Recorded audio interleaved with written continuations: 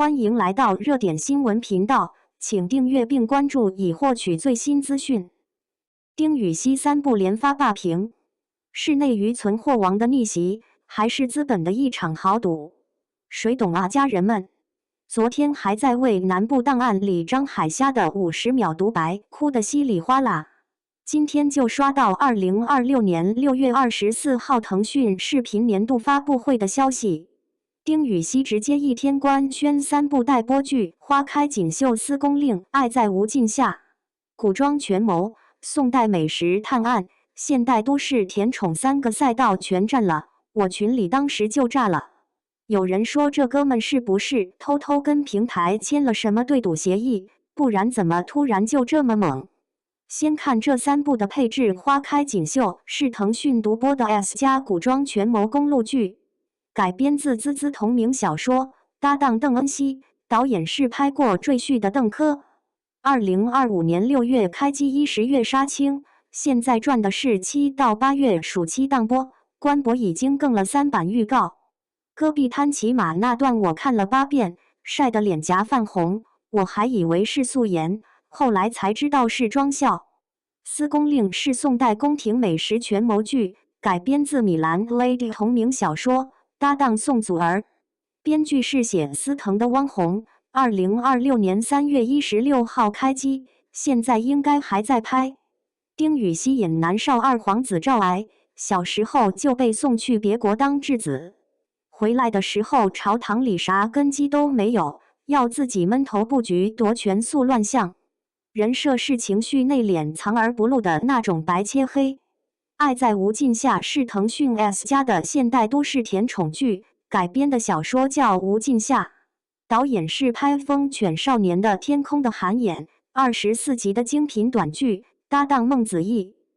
对，是他俩继《淮水逐墨》之后的二搭，之前《淮水逐墨》里俩人同框没几分钟。古装 BE 的意男评课的人睡不着，这次直接双领衔现代 HE。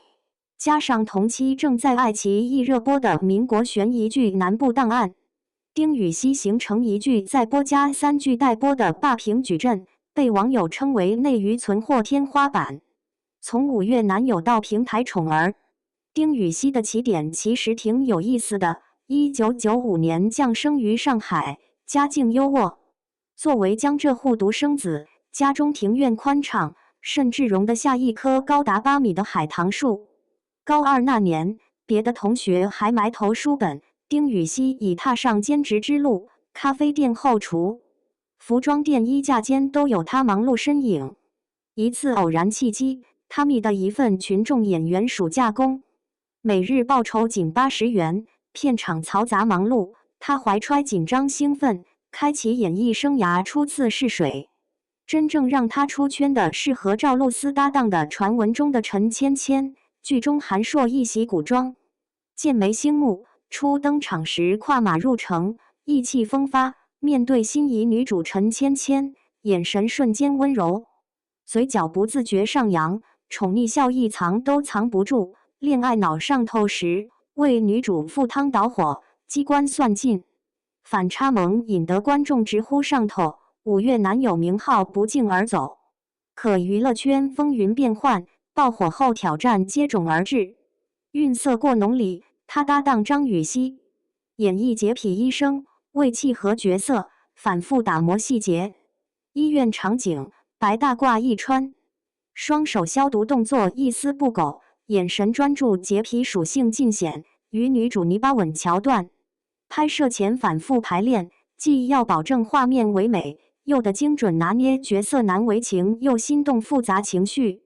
现在看南部档案，张海霞那个挡毒之后下半身瘫痪，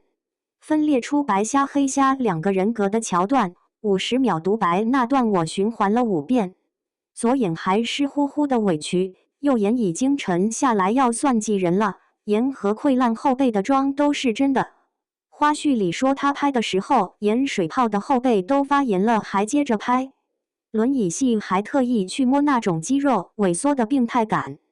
商务合作这块也挺稳的。2025年4月18日上午10点，他正式官宣代言可悠然。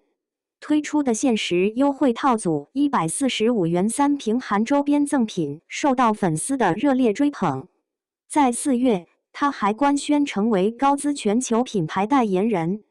其中高姿防晒系列首日销售额突破1000万，碧浪洗衣原液的推广也在同步进行。对赌协议传闻背后的商业逻辑，现在平台给 S 家越来越谨慎，不是顶级 IP 或顶级阵容根本拿不到。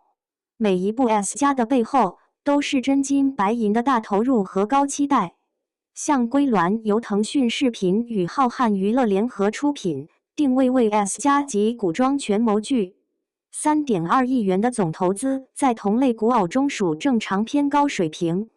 高于普通 A 级剧，但未达到《苍兰诀》等顶级项目4亿以上的体量。对赌协议，英文全称为 Valuation Adjustment Mechanism， 即估值调整机制，来源于美国的私募股权投资，是投资人与被投资人在未来经营业绩部确定时达成的投资协议。我国证监会颁布的《上市公司重大资产重组管理办法》中规定，上市公司在使用基于未来收益预期的估值方法对你购买的资产进行评估，并作为定价参考依据时，必须与交易对方就相关资产实际盈利数、不足利润预测数的情况签署明确可行的补偿协议。平台和制作方不是傻子，丁禹兮搭档孟子义，这是继《淮水逐墨》之后再次合作。那部剧刚收官没多久，两人 CP 感观众买账，播出期间热度很高。平台和制作方不是傻子。腾讯视频公开表示的5要5不要内容取向中，第一条就是要高品质带来价值流量的，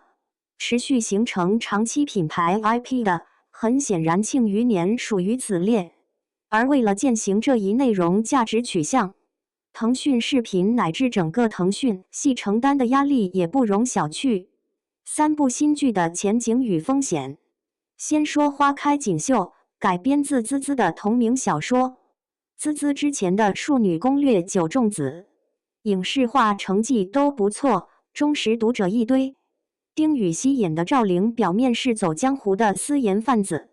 仗义豪爽胆子大，背地里是将门之后蒙冤落难的。邓恩熙演的傅庭云是世家嫡女，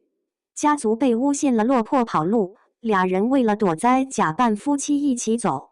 从试探到防备再到信任，最后动真情，这种慢热公路感比一见钟情戳人多了。司公令把宫廷美食和女性独立揉在一起，搭档宋祖儿。听说剧本是一菜一案的悬疑结构，每道菜对应一个案子，听着就比普通的宫斗剧有意思。我前几天刷到司公令的路透，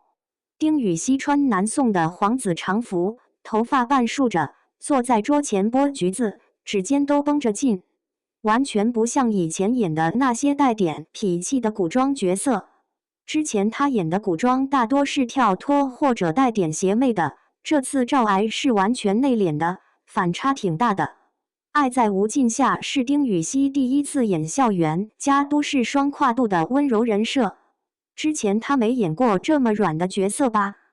对，2026年8月中要去广东开机，拍90天，